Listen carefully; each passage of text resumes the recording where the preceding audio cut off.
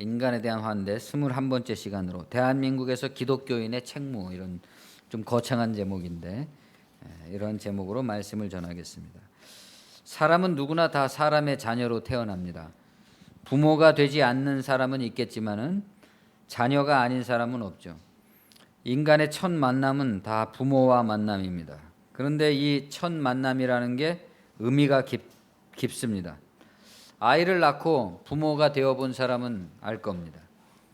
아이가 태어난다는 것은 일반적으로 대단히 기쁜 것이라고 생각하겠지만 실제로 아이가 태어났을 때 부모가 느끼는 감격은 그게 기쁨인지 슬픔인지 모호한 감격이죠. 분만실에서 아내의 몸 밖으로 나온 아이를 받아 안았을 때 까닭도 모른 채 쏟아져 나오는 연민과 감동의 눈물. 인간의 무의식 속에는 어떤 인류가 쌓아온 어떤 지식과 경험들이, 이것이 일종의 예언이라고 할 수 있겠죠. 인간의 정신세계 속에 들어있는 어떤 예언적이고 직관적인 감동들이, 지식들이 작용해서 그러한 감격을 만들어내는 걸까요? 회자정리라는 말이 있습니다. 만난 사람은 반드시 헤어진다는 말로 인생의 무상함을 표현하는 말입니다. 사람은 누구나 다 사람의 자녀로 태어나죠. 자녀에게는 반드시 부모가 있습니다. 그러나 자녀는 언젠가는 부모와 이별해야 될 때가 옵니다. 부모 또한 자녀를 잃게 됩니다.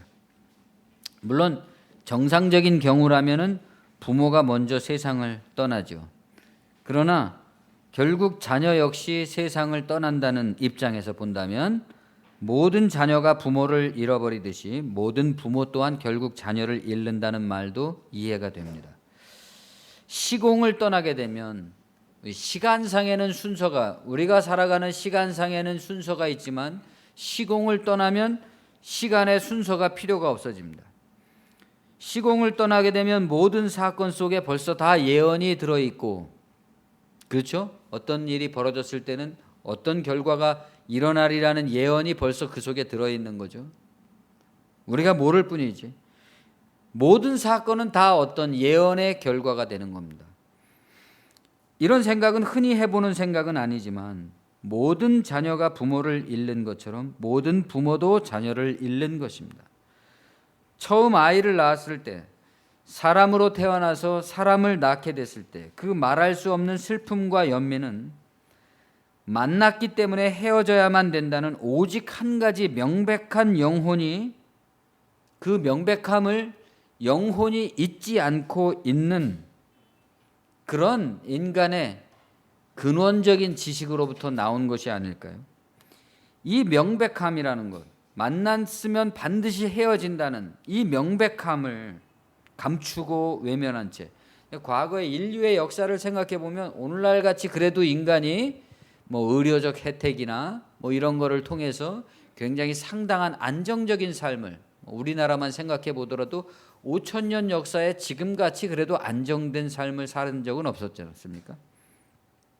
과거로 생각해 본다면 한 집안에서도 수두룩하게 아이들이 죽고 이런 일들이 있었단 말이죠. 그런 오랜 경험들을 통해서 사람이 태어났을 때는 기뻐할 수만은 없는, 언젠가는 헤어질지도 모른다는 이 오직 한 가지 명백함을 잊지 않고 있다.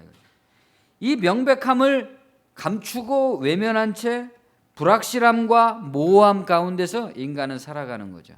언제까지나 우리 사이에 진짜 중대한 명백함은 항상 감추어둔 채로 살아가게 되는 겁니다. 그럼에도 이 시간의 한계 속에서 명백함과 모호함 가운데서 우리가 해야 할 일, 할 수 있는 일은 무엇일까요? 거기서 자식에 대한, 부모에 대한, 인간에 대한 모든 사랑이 시작된다고 볼 수 있을 겁니다. 사도 바울은 디모데전서 2장 15절에서 그러나 여자들이 만일 정절로서 믿음과 사랑과 거룩함에 거하면 그 해산함으로 구원함을 얻으리라, 이렇게 쓰고 있습니다. 해산을 통해서 구원을 얻는다. 아이를 낳아 보신 분들은 뭐 실감이 가실 겁니다. 하늘이 제가 들으니까 뭐 하늘이 노래져야지 아기가 나온다고 그럽니다. 그러니까 구원은 곧 죽어야만 얻는다 그런 말이겠죠. 종교적인 진리가 다 이와 같을 겁니다. 적당한 죽음이라는 건 있을 수가 없죠. 가짜로 죽음을 흉내내면서 죽는 것은 있을 수 없고 진짜 죽음, 진실한 죽음이어야 되는데 그러나 동시에 또 뭐가 있어요? 진짜 죽음이면 안 됩니다. 여기에 하나님의 시선과 인간의 최선이라는 절묘함이 있죠. 네? 인간과 하나님 간의 줄다리기와 경쟁과 긴장 관계가 있잖아요. 옛날 제가 해군에 있을 때 빠져 죽지 않는다는 보장만 있으면 파도는 높으면 높을수록 좋다. 그런 말을 들었습니다. 같은 상황이죠. 바다도 현실이고 파도도 현실입니다. 그러나 빠져 죽지 않는다는 보장만 있다면 보장이 있다. 있나요? 빠져 죽지 않는다는 보장이? 그런 건 없죠. 확실한 것은 위협적인 현실뿐입니다. 빠져 죽을 수도 있고 안 죽을 수도 있는 거죠. 죽은 경우들도 있고 안 죽은 경우들도 있죠. 뭐 안 죽은 경우가 더 많다. 그런 말들을 할 수가 있겠죠. 그러면 믿음이라는 것은 확률일까요? 믿어보니까 믿어서 더 좋았던 사람이 더 많다. 이런 확률일까요? 그렇지 않습니다. 믿음은 절대입니다. 재림의 날짜를 잘못 맞춘 사이비 종말론자처럼 자기가 믿은 대로 되지 않는 모순이 발생할지라도 어쩔 수 없는 거죠. 끝까지 믿는 거죠. 그렇잖아요. 네? 재림 종말론자들이 휴거가 안 일어났다 그래서 포기합니까? 그 다음에 또 연기해서라도 또 믿는 거지. 절대입니다. 절대이기 때문에 믿음입니다. 그러고 보면 믿음 자체가 일종의 죽음인 거죠. 네. 현실도 죽음인데 그 현실을 하나님께 맡기는 그 믿음이야말로 또 죽음인 겁니다. 안 죽으면 안 믿어져요. 마지막 순간에 돌아서고 배신하게 되죠. 뻔연한 현실이 존재하고 있지만 우리는 믿음의 모든 최종적 기원을 갖다 바칩니다. 다른 선택지는 있을 수 없습니다. 그것은 회피나 외면이 아니라 모든 결과를 하늘에 맡긴 채 받아들이고 직면해 나가는 자의반 타의반 적극적이고 피동적인 수용입니다. 그러니까 우리가 교리적으로 뭐 신앙이란 이것이다. 믿는 사람은 이래야 된다. 이런 넘치는 말을 못합니다. 과분한 말을 할 수가 없는 겁니다. 모든 사람이 믿을 때는 그 믿는 현실에서는 죽음이 있을 뿐이다. 예수께서도 그렇게 하셨잖아요. 만일 할만하시거든 이 잔을 내게서 지나가게 하옵소서. 그러나 나의 원대로 마옵시고 아버지의 원대로 하옵소서. 이 짧은 말 속에 얼마나 많은 갈등이 들어있는 겁니까? 아브라함이 이삭을 희생으로 바쳤을 때 마치 죽은 자를 돌려받듯이 돌려받았던 것처럼 해산이라는 것은 죽음을 통과한 삶입니다. 자신의 죽음을 통과해서 돌려받은 자기 생명뿐 아니라 자녀라는 선물까지 받은 거죠. 그것이 해산을 통한 구원입니다. 생명의 관계로 연결된 어머니와 자녀는 출산과 동시에 연결이 끊어지게 되죠. 자녀에 대한 불안과 병적인 집착과 두려움, 이것은 일생 동안 부모를 쉬지 못하게 합니다. 물론 자녀도 마찬가지죠. 분리불안, 부모와 떨어진 그 불안의 경험은 일생을 불안의 경험으로 가지게 됩니다. 그 경험이 심각하면 심각한 대로 그 불안이라는 것이 그 사람에게 역사하고 그 불안이 그래도 온정적이었으면 온정적인 인간으로 성장하게 됩니다. 두려움의 근원적인 이유는 생명에 대한 위협이죠. 이 위협이 얼마나 강렬한지 자기 자신의 위협조차 잊어버리고 자식의 안위를 걱정하게 되죠. 해산을 통한 구원이라는 것은 이런 겁니다. 새로운 생명을 향한 사랑과 헌신을 통해 자기를 잊어버리고 오히려 자기를 잊어버리면 자기를 죽음에 내줌으로써 자기가 새롭게 태어나죠. 예전의 자기가 아니죠. 이 세상에 그 무엇보다 더 희생적인 사랑이며, 사랑인가 하면 공포이고, 공포인가 하면 봉사이고, 자기를 불사를 수도 있는 용기를 주는 것이 자녀에 대한 모성의 본능입니다. 말 못하는 짐승도 제 새끼 위할 줄을 아는데 하물며 사람이 자기 자식을 버린다 그럴 때 인간으로서 상상할 수 없는 타락이라고 하는 거죠. 그래서 이런 사람을 우리는 짐승만도 못하다 그러지 않습니까? 요는 본래적으로 자녀를 낳을 때 이미 누군가 자녀를 낳았으면 벌써 자녀를 잃게 될 고통과 공포를 안고 시작하는 이 관계가 인위적으로 끊기게 될 경우의 심각함입니다. 본래적으로 명백하게 끊어질 것을 두려워하고 있는데 거기에 인위적인 타인의 힘에 의해서 힘이 가해진 죽음일 경우 어떻겠습니까? 죽임을 당할 만한 이유가 없이, 죽임을 당할 만한 이유라는 게 도대체 있을까요? 죽임을 당할 만한 이유가 없이 자녀가 죽임을 당했을 때 부모의 심정은 어떨까요? 당해보지 않은 사람은 도무지 상상할 수 없는 충격과 스트레스가 부모의 전 인생을 마비시킬 겁니다. 창세기 37장에 보면 이런 말씀이 나옵니다. 그들이 요셉의 옷을 취하고 수염소를 죽여 그 옷을 피해 적시고 그 채색 옷을 보내어 그 아비에게로 가져다 이르기를 그 형제들이 우리가 이것을 얻었으니 아버지의 아들의 옷이 아닌가 보소서. 하매 아비가 그것을 알아보고 가로되 내 아들의 옷이라 악한 짐승이 그를 먹었도다. 요셉이 정령 찢겼도다 하고 자기 옷을 찢고 굵은 배로 허리를 묶고 오래도록 그 아들을 위하여 애통하니 그 모든 자녀가 위로하되 그가 그 위로를 받지 아니하여 가로되 내가 슬퍼하며 음부에 내려 아들에게로 가리라 하고 그 아비가 그를 위하여 울었더라. 요셉이 죽었다는 얘기를 듣고서 이제 야곱이 이런 반응을 보였다 이거죠. 야곱은 자기 형의 장자의 명분을 가로챈 사람입니다. 그 죄로 20년을 무려 도피 생활을 하게 되죠. 그곳에서 자기 외사촌 자매인 라헬이라는 말은 암양이라는 뜻입니다. 라헬이라는 사촌을 사랑하게 됐는데 그녀를 얻기 위해서 야곱은 7년을 라반의 양을 치게 됩니다. 그러나 외삼촌은 그를 속이고 첫딸 레아를 그에게 주었습니다. 야곱은 라헬을 사랑했기 때문에 다시 7년을 라반의 속임수에 의해서 다시 7년을 무보수로 일할 것을 계약하고 드디어 라헬을 아내로 맡게 되죠. 성경은 야곱이 라헬을 얼마나 사랑했는지 7년을 수일같이 여겼다 그랬습니다. 라헬은 총명하고 아름다웠다 이렇게 기록되고 있습니다. 그러나 그녀는 젊어서는 자식을 낳지 못해서 애를 태웠고 남편의 사랑을 두고 언니와 경쟁하면서 괴로운 삶을 보냈습니다.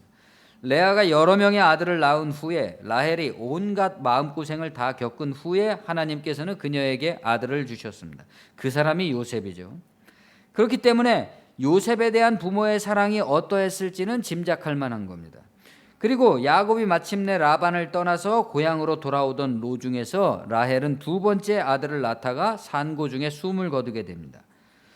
그들이 베델에서 발행하여 에브랏에 이르기까지 얼마 길이 격한 곳에서 라헬이 임산하여 심히 신고하더니 그가 난산할 즈음에 산파가 그에게 이르되 두려워 말라 지금 그대가 또 등남하느니라 하매 그가 죽기에 임하여 그 혼이 떠나려 할 때에 아들의 이름을 베논이라 불렀으나 그 아비가 그를 베냐민이라 불렀더라. 라헬이 죽음에 에브랏 곧 베들레헴 길에 장사되었고 야곱이 라헬의 묘에 비를 세웠더니 지금까지 라헬의 묘비라 일컫더라.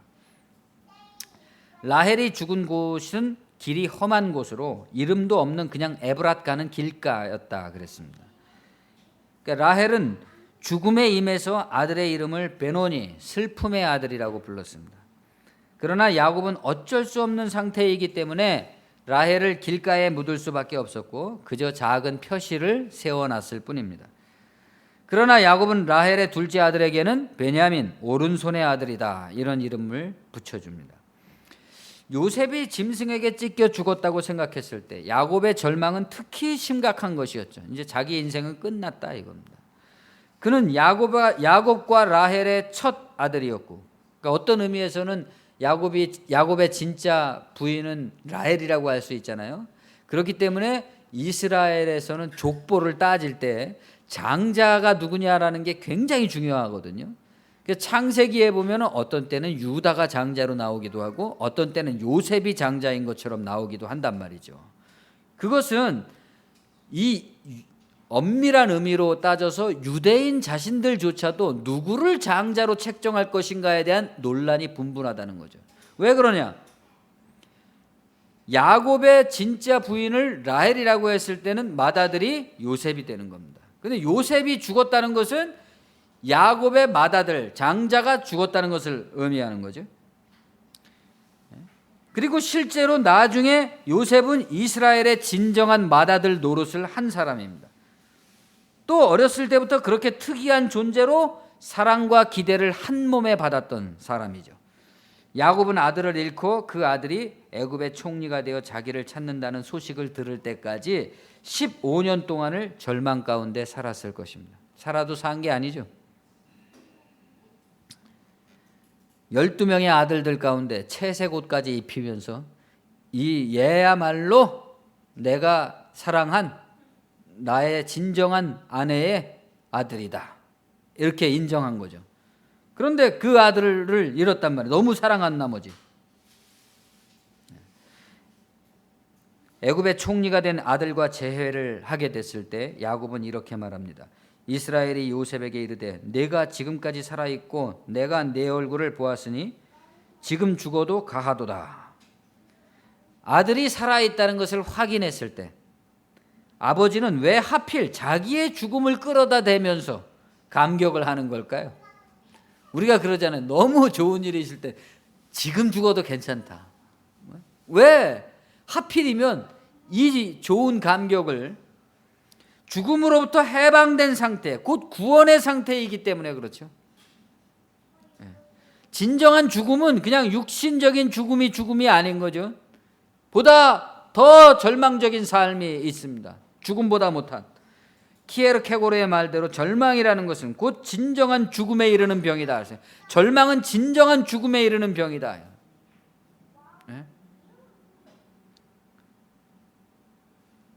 복음의 능력이라는 것은 그러한 진정한 절망에 빠져가지고 우울에 빠져서 괴로운 사람이 거기서 벗어나게 하는 데 의미가 있는 거죠. 그렇기 때문에 위대한 거죠. 절망은 삶이 아닙니다. 살아도 산 것이 아닌 것, 그게 절망이죠. 그러므로 복음이라는 것은 이러한 절망 상태의 인간을 살려서 죽음으로부터 해방된 상태에 이르게 하는 것. 그래서 어느 정도인 것? 내가 이제는 죽어도 가하도다, 이렇게 말할 수 있을 정도가 되는 거죠. 그것은 자기가 죽는 것일지라도 담대하고 기꺼이 받아들일 수 있을 정도의 가치 있고 충만한 어떤 상태다. 하나님의 나라라는 것은 바로 이러한 복음의 해방이 세계에 가득 찬 낙원을 얘기하고 있다. 이런 복음적 비전, 복음적 사상, 복음적 인격을 가진 인간들이 사회에 충만한 세상을 꿈꾸고 있다. 복음은 그것을 약속하고 그것을 믿음으로 절망과 죽음의 상태에 놓여 있는 이 현실 세상을 죽음의 절망으로부터 해방시켜 주는 거죠. 한 사람씩. 타계지향적인 것 같으나 결코 그렇지 않습니다. 한 사람씩 그 현실의 절망으로부터 벗어나게 해주니까 세상으로부터 따로 떨어져 있는 것 같지만 결코 그렇지 않다요. 그렇게 함으로써 이 세상 자체를 변화시키려고 하는 본질적 목표를 가지고 있다는 겁니다. 복음은 이 세상과 사람을 허무의 질병으로부터 새로운 생명 창조의 활력으로 기꺼이 뛰어들게 만듭니다. 라헬이 죽고 야곱도 죽고 애굽으로 갔던 이스라엘이 모세의 인도로 가나안을 차지하고 또 오랜 세월이 흘러간 뒤에 이스라엘 사람들은 그 모든 역사를 다 잊어버렸습니다. 역사를 잊어버렸다는 것은 하나님의 구원의 역사를 잊어버렸다는 거죠. 하나님의 구원의 역사를 잊어버리고 하나님을 잊은 백성들에게 삶이라는 것은 오로지 살아있는 생활 그 자체죠. 생각해 보십시오. 하나님의 구원이라는 걸 잊어버린 사람들은 삶 자체가 우상입니다. 사는 것 자체가. 살아가는 삶 자체를 숭배하는 것. 이스라엘은 온갖 우상 문화에 젖어 들어갔고 약육강식과 폭력이 지배하는 세속의 국가들처럼 변질돼 버렸습니다. 그리고 우리나라처럼 남과 북이 나뉘어져서 싸우게 됐죠. 남과 북의 권력은 서로의 체제를 공고히 하기 위해서 여러 가지 정치적 책략들을 사용하게 되죠. 우리도 뭐 선거 때만 되면 북쪽에서 바람이 불잖아요. 만일에 남과 북이 진정한 통일을 원한다면 그런 짓을 안 할 것이죠. 그런 짓을 안 하겠죠. 서로가 상대편 백성들에게 신뢰를 주려고 노력하겠죠. 우리 쪽으로 우리가 하려는 통일이야말로 진정 민족을 위한 것이라는 어떤 메시지를 전달하고 싶어 하겠죠. 그러나 안 그럽니다. 그 중에는 국가를 매우 부강하게 만든 군주도 있었고 경제를 살린 군주도 있었지만 남북 모두가 하나님의 뜻을 이어간 군주는 별로 없었다. 열왕기 역대기에 보면 다 나오잖아요. 하나님의 뜻이라는 건 뭡니까? 애굽으로부터 이스라엘을 구출했고 광야에서 40년간이나 훈련시켰고 율법을 주셨고 가나안을 차지하게 하심으로써 하나님의 은혜의 나라를 건설하신 뜻인 것입니다. 예를 들어서 뭐 3, 4대에 걸쳐서 기독교인이라 그러면 첫 번째는 애굽으로부터 탈출시킨 것이고 두 번째 2대에 걸쳐서는 그냥 40년 동안 광야를 헤매게 만든 것이고 3대에 걸쳐서는 가나안에 들어간 것이고 4대에는 뭔가 문화가 나와야 되는 거잖아요. 한국 기독교가 100년이 됐으면은 뭔가 이런 게 나와줘야 되는 거잖아요. 이제쯤이면. 그런데 그게 아니라 거꾸로 갔다 이건. 지상의 다른 나라들과 전혀 다른 죽음과 권력이 지배하는 나라가 아니라 사람이 저마다 자기의 포도나무와 자기의 무화과나무 아래 평화롭게 사는 나라가 됐어야 마땅했는데 거기에는 바른 제사장이 살아있고 제사가 올바로 시행되고 예언이 살아있고 예언의 말씀이 권위가 있게 선포되고 메시아로서의 왕이 존재하고 있고 왕의 공의로운 통치가 시행되는 그런 나라가 됐어야 마땅했는데 그러나 이스라엘은 이러한 나라를 이루지도 못하고 지켜내지도 못했다. 그리하여 마침내 북왕국 이스라엘이 강대국 아시리아의 침략을 받고 멸망하게 됩니다. 살마네셀 5세라는 사람과 그 후계자 사르곤 2세는 사마리아를 함락시키고 호세아 왕과 백성들을 강제 이주시킵니다. 성경은 이것을 하나님의 심판이라고 명백하게 얘기하는 거죠. 이 과정에서 사르곤은 이스라엘의 무수한 젊은이들을 포로로 손발을 묶어서 끌어가거나 죽였습니다. 우리가 악마의 이름 얘기할 때 보면 서양 그 작품들 속에서 사르곤이라는 이름이 많이 나오잖아요. 사르곤이 그렇게 많은 이스라엘 사람들을 죽였기 때문에 그런 거예요. 전승에 의하면 이스라엘의 젊은이들이 끌려가기 위해서 모였을 때 그 모인 장소가 라헬의 묘가 있던 곳이었다고 합니다. 오늘 본문이 바로 그때의 정경을 시로 쓴 겁니다. 나 여호와가 이같이 말하노라. 라마에서 슬퍼하며 통곡하는 소리가 들리니 라헬이 그 자식을 위하여 애곡하는 것이라. 그가 자식이 없으므로 위로받기를 거절하는도다. 그러나 남왕국 유다 역시 바벨론에 의해서 멸망당하고 같은 운명에 처해지는 거예요. 똑같은 운명에 처해졌을 때 이 바벨론에 의한 유다 멸망을 경험했던 예레미야는 북이스라엘이 포로가 되어서 사르곤의 포로가 되어서 라헬의 무덤 근처에서 끌려가던 참상을 끌어다가 기록한 겁니다.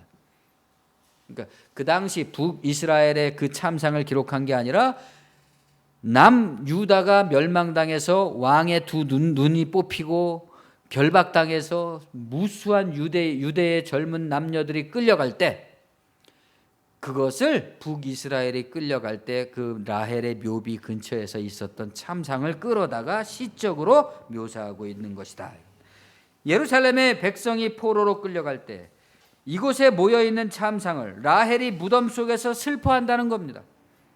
마치 라헬이 죽음에 임박해서 그 아들을 슬퍼했잖아요. 그 아들과 이별할 것을 슬퍼하면서 베노니 슬픔의 아들이라고 불렀던 그것을 예루살렘의 여자들이 자녀를 죽음으로 놓아보내는 이 정경에 빗대어서 묘사를 한 겁니다.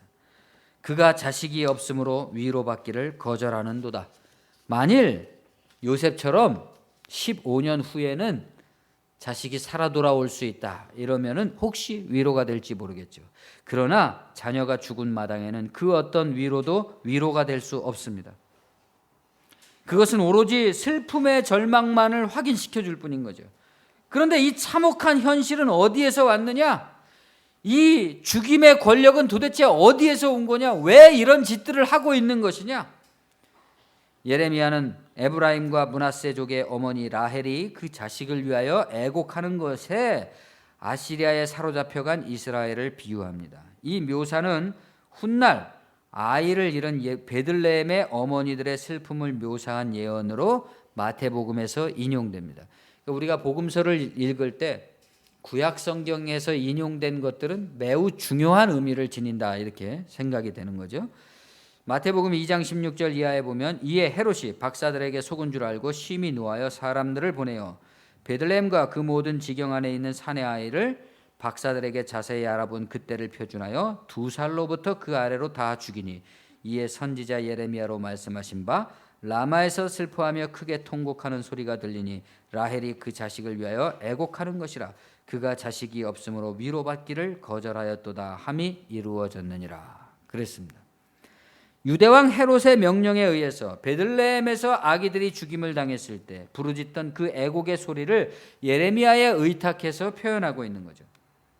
예수 그리스도께서 세상에 오시던 그날에도 세상에서는 하나님의 나라를 오지 못하도록 막는 살육이 감행되고 있었던 것입니다. 마치 이스라엘에 갓 태어난 아이들을, 남자아이들을 나일강에 던져 죽이는 파라오의 학살 속에서 한 사람 모세가 살아남았던 것처럼 이 살육 가운데서 그리스도께서 살아나셨다. 매우 중대한 거죠. 이 수많은 유아 살해, 자식을 죽이는 곳 속에서 어떤 자식들은 용케도 기적적으로 살아남는다. 그 사람을 통해서 뭔가가 일어나야 되는 거죠. 그 살아난 사람을 통해서. 뭐 그것이 우리들일 수도 있고 여러분일 수도 있고 여러분의 자녀들일 수도 있고 그런 거죠. 온 세상이 이런 살육 가운데 처해 있다는 것을 상징적으로 말하고 있는 거죠. 예레미야는 계속 말합니다. 라마에서 슬퍼하며 눈물을 흘리며 통곡하면서 애도하는 라헬의 울음, 모든 자녀를 죽임에 놓아버린 어머니들의 애도, 그런 세상에 대해서 하나님의 약속의 복음이 선포된다. 거기에다가 예레미야 시대에 자식을 잃은 어머니들에게 이 말씀은 도대체 어떤 위로가 되었을까요? 예레미야의 예언에 따르면 몇 년 만에 돌아오게 됐어요. 이스라엘이 70년 만에 돌아오게 됐잖아요. 그러니까 이 당시에 어머니들이 자식을 떠나보내면서 울부짖었던 그 엄마는 사실은 그 자식이 돌아온 걸 볼 수가 없었죠. 70년 후에 돌아왔으니까. 그래서 그 포로로 끌려갔던 사람들도 예루살렘에 돌아와서 성전이 무너진 것을 보고 자기들이 어렸을 때 본 성전의 모습을 기억하면서 울었다 그랬습니다. 어떤 위로가 됐을까 이것이? 헤롯의 시대에 젖먹이 아기들을 죽임에 빼앗긴 어머니들에게 어떤 위로가 되었을까요? 세월호에 340명의 그 자식을 잃어버린 그 엄마들에게 어떤 위로가 될까요? 복음이. 구의역에서 죽은 19살 소년의 엄마는 19살 청년이라고 그러지만 19살이 무슨 청년입니까? 세월호에서 죽은 애들하고 똑같은 나이잖아요. 그 여자들은 라헬처럼 울부짖으면서 위로받기를 거절하는 겁니다. 그러한 상태의 여인들에게도 교회의 복음이 선포되어야만 하는 것이라면 그 복음은 어떤 것이어야 되느냐? 매우 중대한 질문인 거죠. 매우 심각한 질문인 거죠. 그것을 뛰어넘는 그러한 고통을 당한 사람들의 그 고통마저도 고통 속으로 뛰어 들어가서 그것을 뛰어넘는 복음이 아니고서는 안 된다. 그저 무슨 주님께서 여러분을 사랑하십니다. 뭐 기도 많이 하면 어떻게 복 받습니다. 이거 가지고는 말이 안 되죠. 이거 가지고는 세상이 바뀌지 않는다 이겁니다. 나 여호와가 이같이 말하노라. 고마워. 나 여호와가 이같이 말하노라. 내 소리를 금하여 울지 말며 내 눈을 금하여 눈물을 흘리지 말라. 내 일에 갚음을 받을 것인즉 그들이 그 대적의 땅에서 돌아오리라. 여호와의 말이니라. 나 여호와가 말하노라. 너의 최후의 소망이 있을 것이라. 너의 자녀가 자기들의 경내로 돌아오리라. 모든 비복음적인 사회는 아이들을 죽이는 사회입니다. 젊은이들을 죽여요. 전쟁, 전쟁이 아니더라도 전쟁에 준하는 그런 사건들을 벌이면서 아이들을 죽이는 사회입니다.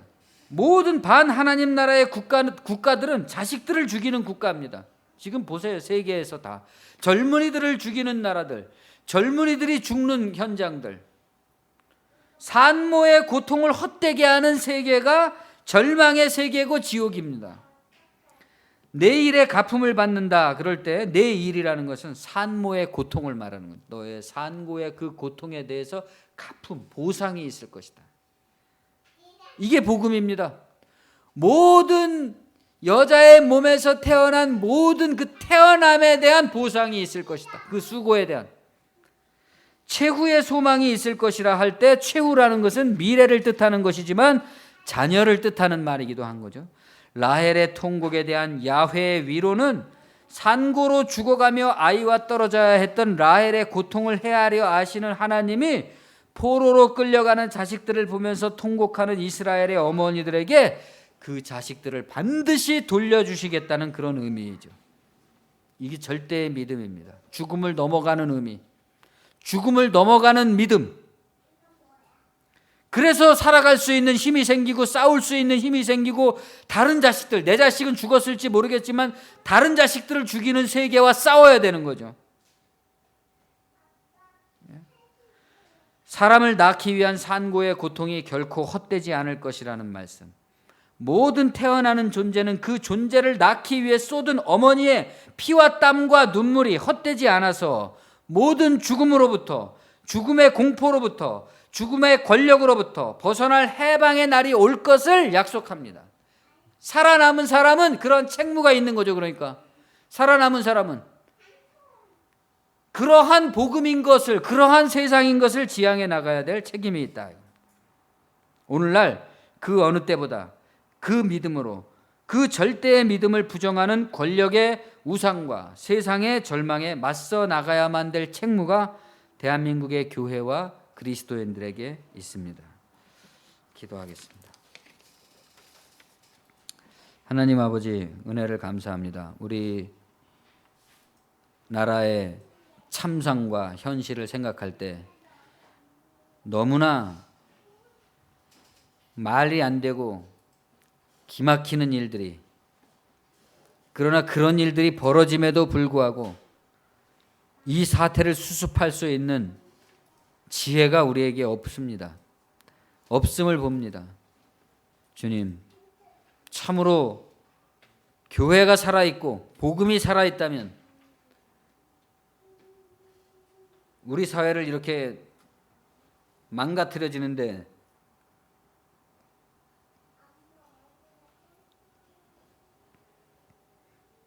내버려 둘 수가 없을 겁니다. 그 어머니들의 산고의 고통을 무의로 돌려버리고 아무렇지도 않은 듯이 그 모든 것을 개인의 고통과 슬픔과 절망 가운데로 몰아넣는 이런 비정한 세상 가운데서 누구도 안전할 수가 없습니다. 주님, 참으로 우리 한국교회가 깨어나서 이 사회를 바꾸고 이 세상을 온전케 회복시키는 복음의 믿음을 다시 한번 부흥시킬 수 있도록 주님, 우리 자신들을 각성시키고 인도하여 주시고 이 유아사례의 학살 가운데서 자식들을 죽이는 죽음 가운데서 살아난 모세와 같이, 그리스도와 같이 우리가 참으로 세상 가운데서 생명의 복음을 전파하는, 이루어내는 그러한 그리스도인들로 자각될 수 있도록 인도하여 주시옵소서. 예수님의 이름으로 감사하며 기도합니다. 아멘.